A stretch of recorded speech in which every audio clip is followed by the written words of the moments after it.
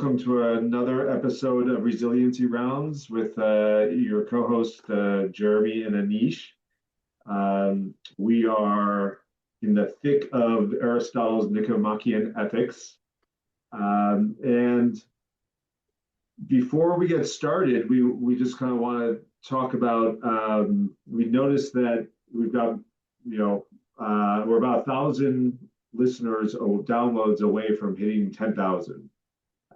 When Anish and I started, which is incredible. And Anish started this path in three seasons ago with Eddie, and then this season I joined in.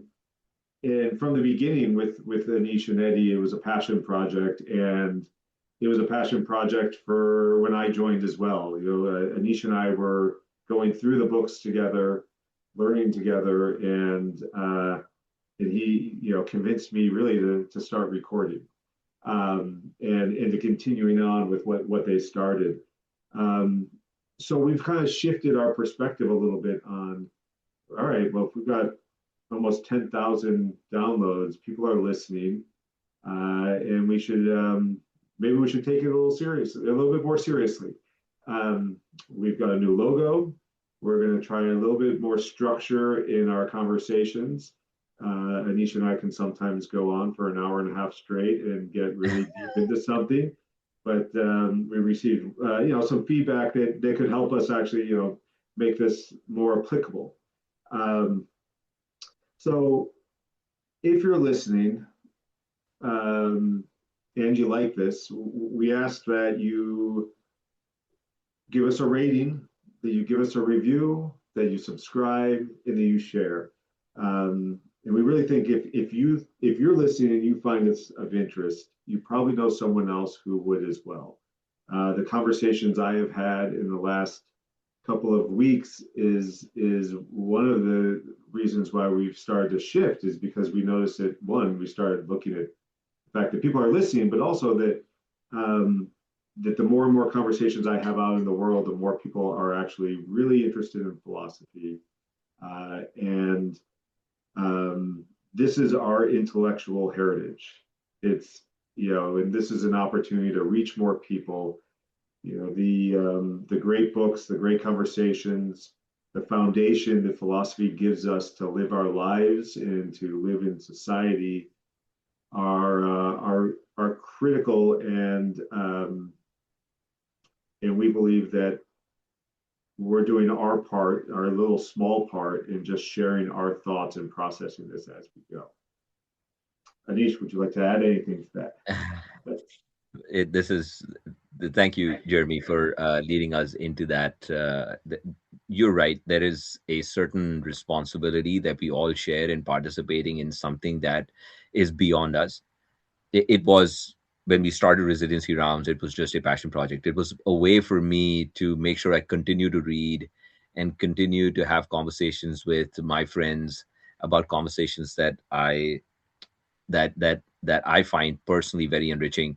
But it was a selfish project. I did it for myself. And in all fairness, it should be beyond that. And I've been very encouraged by the fact that we've had folks listening in and providing feedback, but we want to do more, just like you said. And so part of our process of revamping this is to organize our episodes, and instead of just providing our opinions on what is being said in the pages, we have decided that we are going to, based on the feedback, we've decided that we are going to pose questions that should lead to reflection both for Jeremy and me, and then for you guys who are listening. And hopefully, based on those reflections, lead to a change in our actions that makes the world a better place. And we need that. The world today, there's something going on.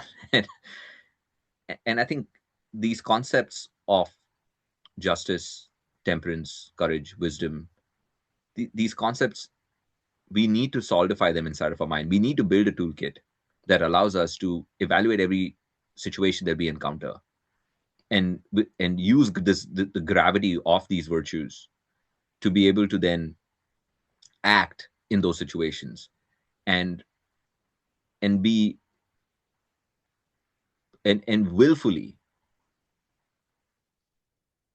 look for an end that is in direction of the common good. Each of us needs to do that. And in the past, like I used to be very skeptical about it, right? I used to be like, well, I can't expect my neighbor to do this, if the only person that can change is me. But that's fine. Like, if each one of us creates the republic inside of us, creates the virtues inside of us, and behaves in a way that is toward the common good, the world will be a much better place for it. And I think there is that's an important part of society and of culture. We need to create that. It behooves us to do so. We have seen what it looks like if we stray from it. If we say that none of this matters, nobody cares, we've seen what it looks like, and we've seen what society can be, and this is not how it should be. That's right. So in that way, Jeremy, we're gonna change the way resiliency rounds is produced and curated and discussed with our audience, and we're really hoping that we get feedback. And look, if your feedback is 1 star, right? If your feedback is like, this is terrible, tell us why. We want, look, we are not podcasters, like, we're just regular Joes, but we've been doing this for a while, and we love it, and we want you to love it. And if we can make this any better, please give us feedback, and we will improve, and we will get better. Okay. So thank you again. Thank you everybody for listening. And thank you. My gosh, 10,000 downloads. I would have never thought that we'll come that close to this. There's no way. It's very exciting, right? Yeah. It's super exciting. Kind of hit me like a slap across the face when you shared that with me. I was like, oh my gosh, maybe we should take this seriously a little bit, right? And I'll just say one more thing, and then we can jump in, which is, I think it was last episode or 2 episodes, I even questioned myself in terms of what am I doing reading this, right? And you called me out on it. You actually waited till the end of the episode, but I think you were triggered by it, being like, no. This is for everyone, and you're asking deep questions, and you're trying to understand it. And I think that it's important to kind of it was important for my own reframe, but it's important for others who are listening to this, because some of the feedback is like, wow, this is hard, this is deep, it gets tricky, it's not easy to read. And that's the point. And part of what we're trying to do is make it more accessible to everyone, because we can all benefit from this. So with that, we'll start with a real light question, right? We're in book 5 of Nicomachean Ethics. We're starting on chapter 2. We discussed in great detail chapter 1 last episode, but we're going to go through a few chapters today with a different type of frame. And the first question we're starting with is, and this is the overall question that we'd like you to think about, and we'll come back to it at the end, which is, are you just following the law, or do we have to hold ourselves to a higher standard? So as we're going through our lives, are we just following the laws that exist, or should we be holding ourselves to a higher standard? Yeah, I think that sums up these few chapters now. What Aristotle is saying is that there is, when it comes to the virtue of justice, there are 2 aspects to it. One is justice as it pertains to the morally excellent or the virtuous individual. In other words, what is justice like for Socrates? And then there is a justice in the more common sense of the term. That is, what does it mean to be fair in the dealings with our neighbors? And when it comes to day-to-day things, like, it's the particulars and not this general sense of justice in this big sphere of what it is to live a good life. And so he creates that demarcation early on. He says there are 2 types. What Aristotle wants to focus on is the justice as a virtue for a morally excellent person. But Aristotle being Aristotle, he is delivering these lecture series to kings to princes to future heads of state. And he wants them to go ahead and create the perfect republic.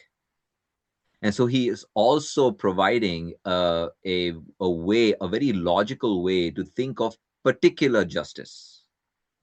Justice as it pertains to a constitution, justice as it pertains to civil law, to criminal law. And so he kind of goes into that a little bit. So when I look at this, just reading it for myself, in my personal opinion, I came to this more from the justice as a virtue concept, and less from justice as law from a criminal civil perspective as well. But what I found is that there's a subset and a superset. And it is strange that Aristotle views it very differently than I view it. And maybe that's because I'm a little bit more cynical about the way the world is, and I want to see what your thoughts are on this, Jeremy. But what Aristotle says is that the laws, if they are created in a virtuous state, in a philosophical republic, uh, by a philosopher king, that means a republic that is governed by wisdom, then the laws of that republic are going to be based on virtue. They're going to be this overarching Socratic virtue, justice. And inside of that, there's going to be the fairness element. Like, how do you distribute grain? How do you decide disputes in land? And how do you then deal with criminal behavior, things like that? Now, so in Aristotle in Aristotelian terms, another way to look at this is that if one is following the laws of a philosophical republic, by following those laws, one is meeting the requirements of being a virtuous individual. But when I look at the constitutions and I look at the laws, right, I can tell you that I don't know if a single, philosophical republic, a republic based on wisdom. I think the founding fathers tried to create one. And I think, even if you look at what happened in Great Britain and constitutions around, I think there's an attempt to do so, but it's hard to do in a democracy, which is I do believe it's the best form of government. But the laws that are created are not based on being a morally excellent or a virtuous individual. So then what ends up happening is that the laws, in my mind, are a subset to a superset of what it is to be a virtuous individual. What is it to be a Socratic individual? What is it to be a philosopher king in one's mind? And that it becomes the superset, and the laws then become a subset. Um, in my mind, I feel that following the laws is the least thing that you can do if you want to be a decent individual. It's not a high bar to meet, it's a low bar to meet. So I'm going to pause there. What do you think, Jeremy? Yeah, well, I tend to wildly agree with you. I don't think that it exists. And I think that Aristotle, in his attempt to teach others in working with kings and leaders and in wanting to look at it as, having more of a societal impact and not just about the individual, right? It's about how do you all live together in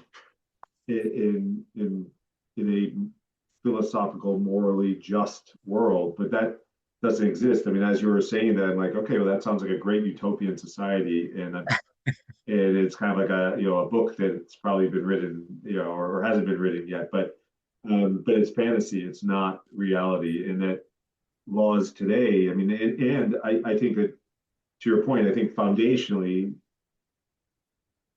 a lot of constitutions, laws have been created with the foundation of these philosophical beliefs have always been there. It's a lot of politicians have studied that, but then we're so far from that now, where laws are being. We don't want to make this political, but laws are being made. We're no longer governing. We are actually there's questions of we're making laws around what might be morally right or wrong based on viewpoints that that are not shared. But it's not about governing anymore. And so these laws, and I think as we actually, if we look back into the previous books within Nicomachean ethics, there's these concepts around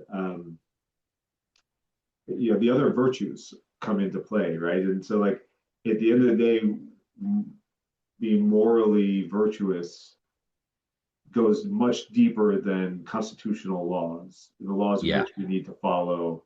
And so I tend to agree with kind of what you were saying. Yeah. The one of the things that you mentioned is very interesting. So in the Republic, so the Republic is Mhm. about this morally or virtuously developed constitution, right? Mhm. And one of the criticisms that Socrates receives while he's delivering this to his interlocutors is that, okay, you have described this philosophical constitution, this philosophical republic, and but this doesn't exist anywhere. Can you give me an example of this? And so Socrates, that is where Plato talks about the forms. There's Plato has this theory of forms, and and and one of the forms is like it is like there is a prototypical tree Mhm. that has all the qualities. The treeness of that tree comes from that prototypical tree. It doesn't exist anywhere in nature, the perfect tree. But from that, you see trees everywhere. And when you look at a tree, you say, yeah, it looks like a tree because it has the treeness, and the treeness in your mind is of that perfect tree. Says the philosophical republic is kind of like that. The fact that you can tell what a republic should be based on that perfect republic doesn't make that perfect republic a figment of your imagination. It exists. Just like the perfect tree exists. That's why you can find trees in nature because of that perfect tree. That's the example that he gives of that. So you can look at this argument both ways, that yes, the perfect tree exists, but really, does it exist? The perfect republic exists, but does it really exist? And the another way to look at it is also that, couldn't a perfect tree exist? Yes, it could exist. Similarly, there's no reason why a perfect republic cannot exist. Now, Socrates says perfect republic, where you get billions of people to be philosophical, is impossible to do. But he is using that as an analogy to say that one can build a perfect republic inside oneself. A rational individual can do that, Mhm. and so that is the attempt there. But Aristotle differs from that. He believes that a perfect republic can be created by a philosopher king who would then impose his will onto his subjects. And in the Republic kind of talks about how a philosopher king would be able to do that through intermediaries and so on and so forth, and all of that. So uh, all that to say that there is a possibility to create a perfect constitution. And I believe the founding fathers here, and then whoever started constitutions elsewhere, tried to do that. I think there's an attempt. And what we see as failures are not in fact failures, they are challenges. But one needs to have, like, it is a constitution. Yes, it is set in stone in a way, but it can be adapted, it can be modified, and it can be interpreted. And should be more refined as time goes on. As a society, as a culture, we should be morally, virtuously more advanced today than we were back in the day. Right. And in order for that to happen, one has to understand the concepts that our forefathers understood. Like they read the same books, like the Great Conversation. These great books was what they read. There was no like calculus classes or whatever. Like that's not what this was their foundational education, and based on that, they made decisions. And we are living in a world right now where we do not learn these things.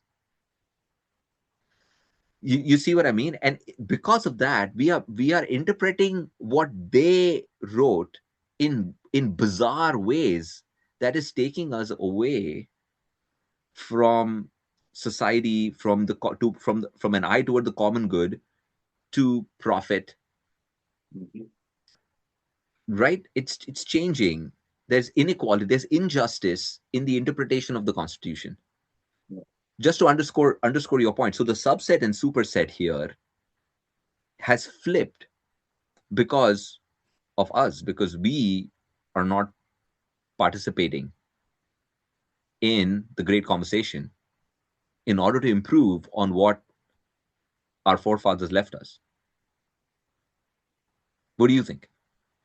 I love it. I think that it's actually a larger societal challenge that you're raising, which is that these books are meant to be studied and learned um, and interpreted and debated, and then our the educational system is flawed in that we're moving further and further away from this. And as you start to read, I think the book one of the 52 books in the Great Conversation, there's an editorial Yeah, around education, that's right. and specifically saying, like, and this is that editorial might be 70 years old. I think it was in the 1950s that was written, and it was saying then we've moved away from this.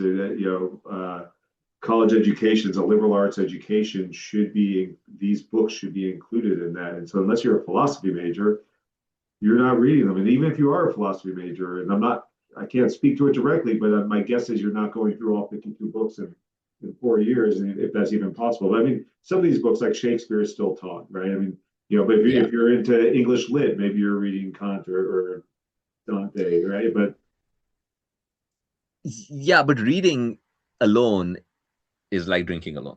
yeah, I mean, I think there is a debate that needs to happen, and there is a certain amount of practical wisdom one needs to have to understand what those words mean. Like, I could read Kant to pass an exam. yeah, It's very right, different from understanding, what does it mean to, what does a categorical imperative actually mean, and so on and so forth. Now, again, I'm not talking about armchair philosophers here, right? I don't think our founding fathers were armchair philosophers. I mean, these guys were riding horses and in waging wars, and they were living, yeah, breathing the times, right? We are nowhere as morally worthy as they were. Like, they were men of action, yeah. and but they had the philosophical foundation. We neither are we men of action. We like to believe we are, and we don't have the philosophical foundation. You see, that's what resiliency downs is about, right? It's about the foundations of your moral obligation. If you are going to go out there in the world and you are going to move things around and intervene, you better understand what the underpinnings of that are. Like, who are you? What is driving your decisions, right? So, anyways, I get super preachy. Yeah. I'm going to take a Yes, step back. But yeah. this is a very good question. This comes up, Jeremy. One of the questions that comes up, which Aristotle poses in Mm. this, is how then do you educate a good citizen? And how is that different from educating a good individual? You see the difference? Yeah. Because he says this, that um, perhaps it is not the same to be a good man and a good citizen of any state taken at random. There's a difference in being a good man and a good citizen of any state taken at random, Is right? that So, one who's following the laws versus one who is living virtuously? exactly, Yeah. exactly. Look, Nelson Mandela was not a good citizen of apartheid Right. South Africa, but he was a great man. Right. Mahatma Gandhi was not a good citizen of colonial British times, but he was a great man. You see what I mean? Same thing's true for Martin Luther King. Mhm. My point is that there is a difference in the education of these two people. Our education system today is about how do you be a good citizen by following the laws, pay your taxes, and all of that stuff, right? But how Right. do you become a morally excellent person who's going to stand up against injustice, do the right thing, participate in the common good, right? Because Yeah. it's not against the law to not be generous with your time, to not volunteer your time, it's not against the law to not be charitable. Right. Right. Yeah, I mean, there's a few concepts there, right? One is being a good person in an unjust society, Mm-hmm. right? Where the Constitution and laws, there are laws in place that might be protecting and keep the laws aren't necessarily just. That's right. The laws are for the powerful. Right. They serve the ideas, or they serve the interests of the few. In an oligarchy, it is the wealthy, Right. right? In a democracy, it is the people who have the most power. Right. Versus citizens, right? I mean, if the citizens were the ones Correct. unanimously creating a democracy. In a democracy, it should be the people, but that's not what ends up happening. What ends up happening in a democracy, it is people who have status. Right. Like literally, you can have actors become politicians just based on the fact that they're popular. Like Right. Reagan, that's yeah. It blows my mind. Yeah. Clint Eastwood, Schwarzenegger. Yeah. That's the other wrestler. Yeah. So those laws that are look, you create a constitution, and then you have lawyers out the wazoo, and they can then interpret those laws, and who are the lawyers working for? They're not working for the people. I mean, the wealthy can afford the legal system, to modify the legal system, right? The people with status, the people with power, the people with money. So it's no longer serving the common good. No. So then in that situation, you know the virtuous, the Socrates, the Nelson Mandela, the Mahatma Gandhi, the Martin Luther King of the world are no longer following the law because the law is unjust. Right. Comes back to the subset superset theory. Mm-hmm. Mm-hmm. Right? Yeah. Yeah. So then how do you educate someone to be a good individual, a good human being? You see, I think that's where these conversations come in. Mm-hmm.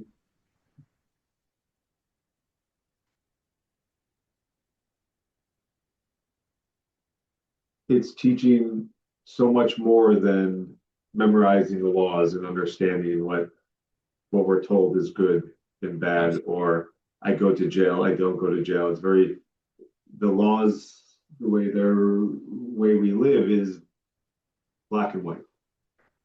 Yes. Yet not going into, to your point, they might not be morally just. So how do you create a morally just person? How do you educate them on that? I think it's to, I mean, reflection on, of course, like what we're talking about, the readings, but it's a good question. Uh, yeah.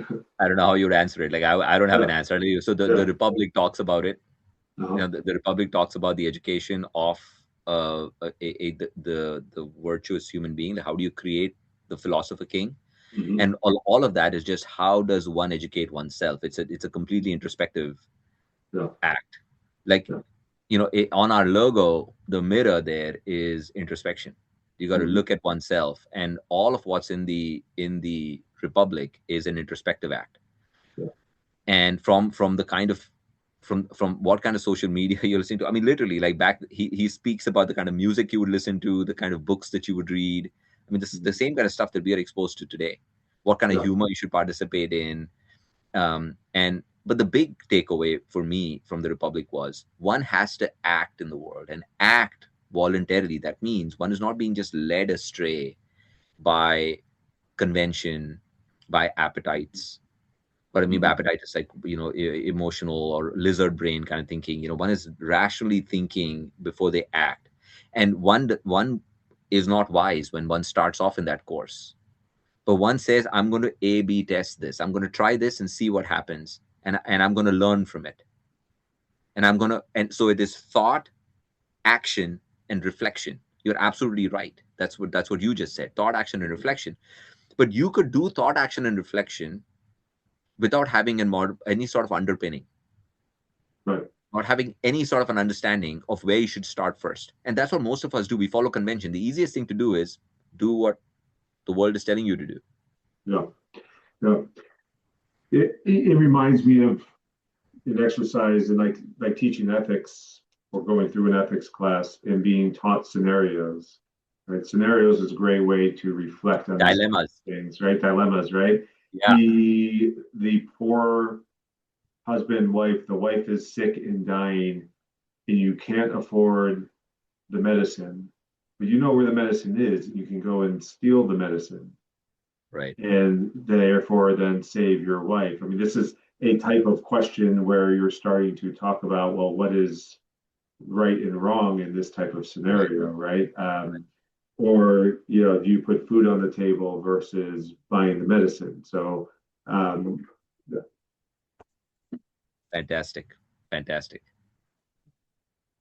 Those are dilemmas. But I'll tell you, a lot of people look at those dilemmas, and there's a reason why one cannot really argue their point. There's the whole trolley experiment and all of this, right? Once one can state an opinion, and you could change your opinion tomorrow because one doesn't have the philosophical underpinning. One is not seen as much in life to be able to actually give an answer. yeah, And the dilemma is that there's no right answer really. But what I mean to say is that there is in fact a virtuous answer there. But at least you have given it thought. You've seen what great minds have said about it before, and you could say, okay, fine, I don't know the answer, but this is what Socrates would have done. And so, right, you know what? All things considered, if I'm not smart enough, I'm going to follow somebody who is, right? And like the three types of people, like Aristotle starts Nicomachean ethics saying this. There are three types of people: those who know that they don't know and are willing to learn from those who know. The third group is they don't know that they don't know and they're unwilling to learn. I mean, I spent most of my life really in that third group. be unwilling to learn. I didn't even know that I didn't know. I thought I Yeah. was a cardiologist and all of that stuff. So, I'm sure I know. I mean, the world tells me I know. People come to Right. me from all over the place saying, help me. And so, Mhm. you know, but I don't know. I didn't know what happiness was. I didn't know what justice was. I Yeah. didn't understand the difference between the law and the justice in the law and the justice in virtue. Right. And honestly, I didn't come upon these facts on my own. I heard Plato, and then Right. I read Plato, and I'm reading Aristotle. That's how I know. I'm learning. I'm in the second group. Thankfully, I'm in that second group. I think that's a great group to be in. I think the first group is not for mere mortals. Yeah. um, Never but you truly brought up a very arrived. good point.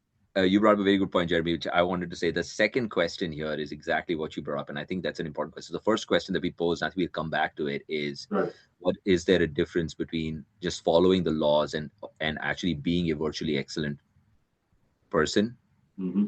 And what's that? And the second one here uh, is there a difference in injustice or the unjust person who does a wicked act for profit versus an unjust person who basically breaks the law out of an act of passion? What is worse? Right. Right. Before I go there, let me just give you the way Aristotle lays this down. Is he says that there are, like I said, there are two types of justice. One is this morally excellent person. Like what does justice mean to Socrates, right? In overarching scheme of everything. And then there is justice as it deals with the particulars as to how if you are a citizen in a constitution, between two citizens, how are the good things in the constitution distributed? Food, education, security, housing, how is that distributed amongst citizens in a constitution? Then in interactions between two individuals, there are those interactions that are voluntary interactions where I get into a business with you. And then how then should the profits of that business or the losses of that business be distributed amongst you and me? And then there are others that are involuntary. involuntary means that you and me didn't have any sort of an agreement to participate, but I decided to rob or cheat you, right? You are an unwilling participant in that. So that is a non-violent, involuntary injustice that I've done. Or you decided to beat me up or murder me, and that's a without me obviously agreeing to it, which is an involuntary, unjust act that is violent. So again, to just take along, there's a virtue of justice, and then that's one side. Then on the transactional side, there's a constitutional justice, and then there's a civil justice and a criminal justice. Right now, and one way to look at this thing is we're going to set aside to answer your question, right, regarding this person whose wife is sick and is going out to deciding whether they should steal a medicine to save her life or let her die because they don't want to steal, right? For that, we are going to take away this morally or this virtuous justice piece. We're not asking what would Socrates do in that situation. Mm-hmm. We are looking at it from a constitutional perspective, right? From a civil perspective, from a criminal perspective. Okay, so I'm going to give you my opinion. I want to see what your thoughts are on it. Right Yeah. Now, from a constitutional perspective, right? If this person is a citizen of a country and his wife is sick, she is a citizen of that country and she is sick, right? Um, is it just that there is a person who is a citizen of a constitution, does not have access to healthcare, and has to then rely on taking things into their own hands in order to provide life-saving medication for somebody? That's constitutional justice. Someone would say, what if this person was not a taxpayer?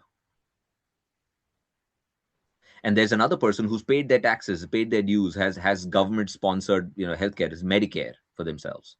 And this other person never chose to, participate in paying their taxes. And so then this person, someone could say, then this person doesn't deserve healthcare because they didn't contribute to society.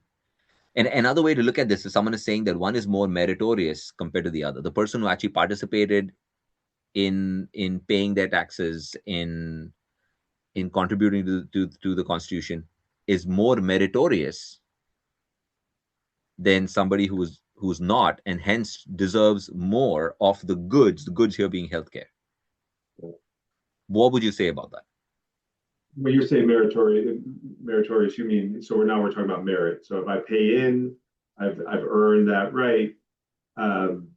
Yeah. You could blow it up. Like, I use merit here, which is a strange way of saying that if you pay your taxes, you're a meritorious person, which actually doesn't mean that. I mean, most people who are really highly stationed in the United States don't pay any tax. But I can tell you, those people are not wanting for healthcare. That's right. Yeah. So no, they're certainly also benefiting in other ways. Absolutely. I mean, let me put it this way. Like, do you think the Koch brothers, would have to be would be ever in this situation where their wife needs medicine? No. So then tell me then, like, what would you have to say about that? That there is, in fact, I'm sure that this is in fact something that is happening in this country today. That there is somebody who has a loved one. That loved one needs something life-saving, and they're contemplating whether they should break the law to get it, as opposed to there's somebody out there who has never have to even think about this, and they live in the same country, governed by the same laws. What would you say? Should it be based on merit? Should it be based on merit? Yeah, I think there should be. I think there should be. When it comes to life and death, I think that there should be a baseline. And I think that there's another way to look at this that's not really ever considered, which is, what about the pharmacist? Pharmacist has access to the drug and can give it to the person in need, knowing that they can't afford it. They themselves then are also breaking the law. Yeah, right. But they're doing the morally correct thing, but they are now unjust. for doing it, or not necessarily. So coming back to like the definitions of just versus unjust, in unjust because you're taking from someone else, or unjust because you're doing something that, I'm not going to. How would you define the other unjust there? That's If we take away this morally virtuous person from the equation mhm, and only talk about the laws of the land, if the pharmacist hands the medication to somebody for free, like they work at Walgreens or whatever, right? They just take a medication and just hand it to this person. So, you know what? Don't worry about it. right, They would have broken a law, several right, laws, as a matter of fact. right, And they could lose their license, mhm, or worse, put behind bars. I don't know what kind of medication it was. Um, Obviously, they would be fired. And right, that right, goes without saying. Um, so, from a legal perspective, that goes to show that one could be virtuous and unlawful if the laws are not virtuous laws. right. Yeah, I mean, and you mentioned this. We shouldn't necessarily say, well, what would Socrates do? But in So, this scenario, I think we know what Socrates would do. correct, but we have to take that out of the equation, Yeah, because that is a very high bar to set. right, And we hear about situations like this where someone decided to break the law to do the right thing, and it goes it goes both ways. Sometimes it's just that the crowds are fickle, right? This is not about what does social media have to say about this person. Most people would support the pharmacist. There'll be a GoFundMe page that will give this person money, and all of those things would happen. yeah, But for each of those people who actually does the virtuous thing in the moment, there are several hundreds of thousands of us who will follow the rule of the law, saying right, that's the right thing to do. I cannot give you a medication like that, man. What if I get sued? right. You see what I Yeah, mean? yeah, yeah, and I think that, yeah, where I land on it, I think at the end of the day would be there are laws that we should all follow. And on your day-to-day basis, you should be just and follow, like you should be a just person by following those laws. Um, but you mentioned this earlier, like laws should be examined. Laws fit into a larger system. That system needs to be able to work. The laws need to work for the system, right? That we all live in, that we're all experiencing. And in these scenarios, this is where we're getting to where the laws are unjust. The laws are unjust in certain situations. Absolutely. And therefore, are people really unjust or morally wrong for doing what is right? And I'm going to say that I have an opinion on that. And, and that, laws are meant to be questioned. But I've lived my life that way, where rules are meant to be questioned. And not everyone, not I know that I do not, that other people do not share that belief. And I'm not saying that a stop sign is a suggestion. Right. That is there to protect us, ourselves and others. That Right. is for us as a community to have some structure so that we're all safe. That's Right. different than laws that are set up that are not actually equitable across. If it's merit based, that I'm not, then it's not equitable, right? That's Right. based on like, if Right. I have status, if I'm the Koch brothers, I can do whatever I want. Right. And I'm never going to be in a situation where that's going to be a problem. But what about the millions of people that it is a problem for? So clearly the laws, and I'm not saying that you go and steal and break the law. I'm saying that you have to actually get back to the systemic issue of the laws are set up in a way where the structure, maybe it's not laws, maybe it's a structure of the society we're living in, isn't a morally just society, and therefore there is no equity, and therefore people are then pushed to make these types of decisions. Absolutely. So then it comes back to the other part of this question. Like, so if yes, so one is you're following the law, but the other is, if when you're breaking the law, if one is breaking the law for one's own gain, as opposed to one is breaking the law out of an act of passion, which is worse. So this is a bit nuanced, but the way to look at this is that the way society functions for the most part, we look at acts of passion. If someone is angry and then in that act of passion ends up committing a crime, it's very scary for people because it's almost like, there's an animal instinct that took over. There's no control for this. This person lost their rational mind, like that, they couldn't, in that moment, they ended up doing something that makes them a dangerous individual because they could do it again. A lot of that, I don't know how much of that is free will or not. A lot of people like to ascribe blame to the individual for that, but there are lots of reasons why someone flies off the handle, and a lot of those things are not necessarily under one's control. I think most people want to be good people, and there are things that come along the way, like, just like how we spoke about the non-cardinal virtues of irascibility and good temper. Being somebody who's choleric, who just gets really angry very quickly, is not necessarily a choice. They are born that way. There is a quirk that in their personality that makes them that way. Everybody would like to be the likable, funny, happy person. It's just not everybody has that disposition. So, and we know now some of it is genetic, some of it is social, some of it is, there's so many things that lead to it. So that act of passion is what gets is on the front page of everything, of the newspapers, and that's what worries us. Like, what if our neighbor is a psycho? That kind of thing, right? I'll tell you what is more dangerous in my mind is a person who is rational, with a very cool mind, thinks about what is good and evil, and chooses evil for their own gain. That Bond villain types. And the world is full of Bond villains who are walking around absolutely scot-free in society. And not only that, they are lauded and they are giving lectures, and they have buildings named after them just for gain.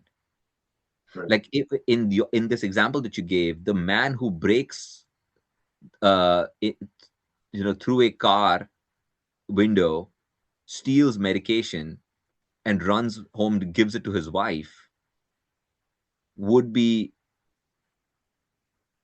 in the press, in everywhere else. That would be, it would be sensational, saying like, this person broke into a car and stole this or whatever. I'm just giving an example. Or broke into a pharmacy and stole the thing at gunpoint, and whatever, as opposed to the fact that pharma companies make millions on life-saving medications, which they could definitely reduce the price for and provide it to people. And they make millions in profit doing that. That is, yes, we understand that that's a wrong thing, but there's no place to put that. Where do you put that? You say, oh, that's the world. The world turns like that.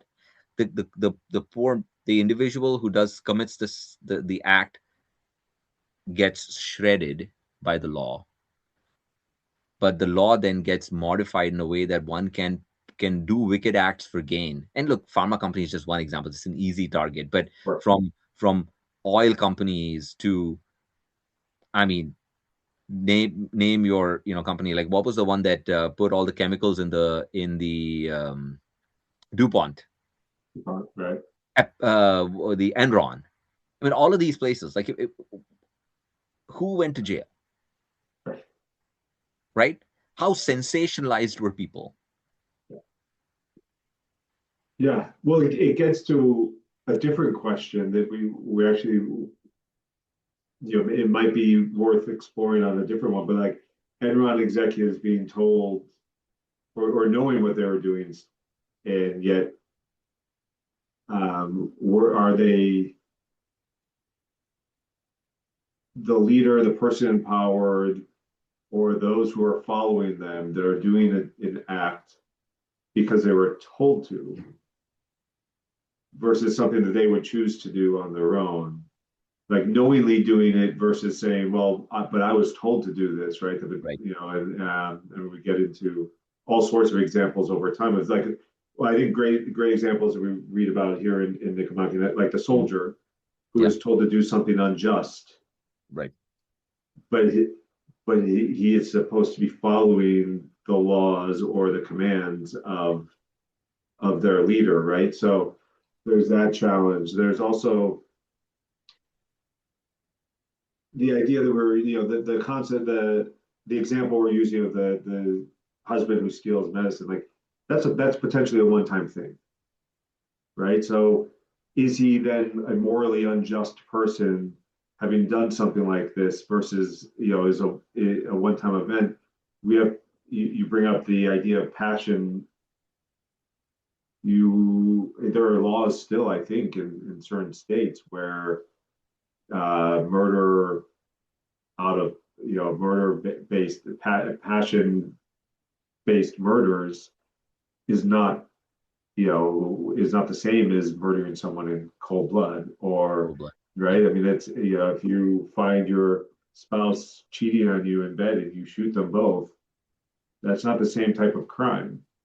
It's not, you're not someone who, the way in which you describe someone who is rational but thoughtful on what exactly they're doing that's wrong, that's intentionality around it, versus the person who walks home, living what they think is a just life, and then they come onto something and they lose it completely and Right. shoot them. Right. Versus the last example that I'll give then, which is the example we were talking about offline, it is Batman, Right. right? Right. Yeah. Right. So the Dark Knight is imposing justice on criminals, yet he is not doing it within the confines of law. And Gotham police are constantly looking for him as well as the Joker and all the others. So is he is he just? Is he morally, Yeah. leading a good life? He also happens to have millions and millions, and of course, he donates to orphanages and all sorts of things. Yet, Yeah. Is he a good guy or a bad guy? right, Right. right, And depends upon which side of the equation you're on. There are cops who think he's a bad guy. right, And you as the reader have to kind of decide for yourself. And most of the times I've not heard anybody say that Batman is the anti-hero. right. Right. I've never heard that. No, But we I think a lot of these things are there is this, so some of this is fairly intuitive, like you can come upon this, but in one's own life one finds that if one doesn't reflect on this and look at what one is doing in their life, it's easier to read a comic and in a structured story and then see who the good guy is. And sometimes it's very easy to conflate oneself and say that what, I'm the good guy, but one has to really measure their actions. And that's why the thought, action, and reflection is extremely important. And hopefully, going through some of these pages, one can actually ask oneself that, am I a morally excellent individual? Am I just following the law, just getting by? We've created such a low bar to what a good human being is. A good human being is someone who pays his taxes and doesn't steal from his neighbor and things like that.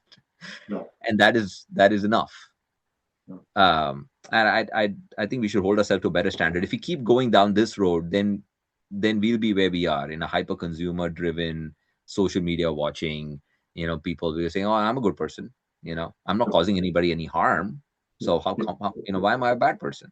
I get that. I think that is important. Like, you cannot be. Look, not everybody can be Batman. Like, you're not going kicking people's asses in order for you to Right. be a good person. Like, you're not be a vigilante on the street. But being good to your neighbor is the least thing that you can do. Mm-hmm. Mm-hmm. Or actually, take that back. Not doing bad to your, not harming your neighbor is the least. That's the least you can do, right? You Yeah. can do is not harm your neighbor. Yeah. Doing good is a higher bar. Yeah. And then doing good to somebody who's not related to you in any way, is not your neighbor, is an even higher bar. Yeah. You see what I mean? I'm getting I preachy again. do. I do. So I think that, I mean, it's great. And I think that this conversation might have just spun listeners around in circles to then realize, well, what is the answer? And I think there isn't a clear, simple answer to this. But I think it does come back then to the larger question that we started with as kind of a way to reflect on this as you leave. Yeah. And you want to restate that question again? Yeah. So the question was, is there a difference in being a morally excellent person versus somebody who's just following the law? Is there a difference in those two? And I think our opinion is that yes, there is. The in that one should strive to be a morally excellent individual, and I think the steps along the way is, I think the first thing is do no harm. I completely agree. Do no harm. Like, don't harm anybody. Don't be an asshole. You know. Right, the right. next the next step of the process then is try to be good to some to people, at least people in your sphere, in your Mhm. community, if possible. Then expand that beyond your community and go beyond and participate in a bigger way. But each time when we take a step, one should understand where they are, um, understand the decisions and choices they are making, and then go back and revisit and see the consequences of that action. And for each of us who's who who's taking those steps, one needs to have some sort of foundation, some sort of moral underpinning. And the art of reflection there is key. I mean, you just kind of laid out multiple steps of reflecting on your actions. And do we really spend time reflecting on the things we've done? It might be that you do something wrong and you spend a lot of time reflecting on that. Right. Now, I can say I work with a lot of people who spend a lot of time reflecting on how they are perceived in the world by others without actually thinking about, realizing that everyone else is thinking the same, Mm-hmm. and no one's actually thinking about you. They're thinking about themselves too, and one interaction comes and goes. So you have to look at the bigger picture there too of all of your actions, not just one. Absolutely. Absolutely. Well, I think you're right. We have come to the end of this episode. Yeah. So Well, thank you for listening, and if you like us, share it. If you like the episode, share it. Give us a rating, and if you didn't, send us a message and let us know why, so we can improve. absolutely. Thank you so much, everybody. And thanks, Jeremy. All right, thanks, Nish.